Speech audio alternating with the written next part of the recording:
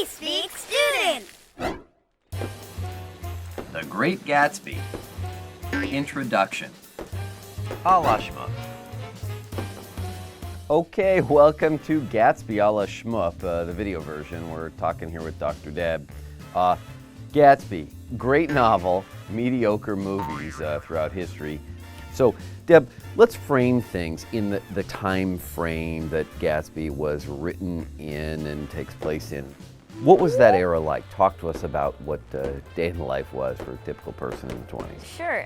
It was called the Roaring Twenties for a reason. It was roaring. So World War I had just ended, and the Roaring Twenties was a period of great wealth.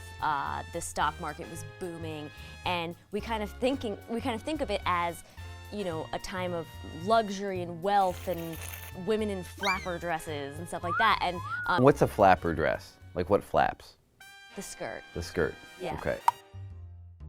But what Fitzgerald is trying to kind of show us through The Great Gatsby and his other works is that it wasn't all sunshine and rainbows, and that underneath, you know, the facade of luxury and wealth was this kind of emptiness.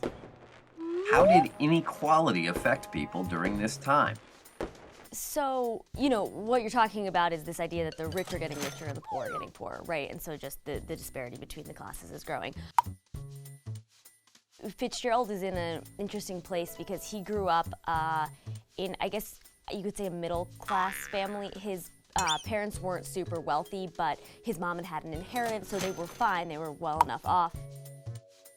But Fitzgerald himself never really felt like an outsider. He hadn't quite reached that level of wealth, you know, the American dream.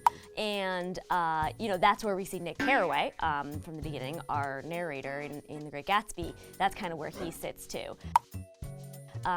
And in The Great Gatsby, we see this excess of wealth, but then we're also exposed to the opposite, to the Valley of Ashes between the eggs and the city, which will be introduced to very soon, where, you know, Wilson lives, and he's a mechanic, and so we kind of see this huge distance between someone like Gatsby and someone like Wilson, and that's how that's presented in The Great Gatsby. Got it.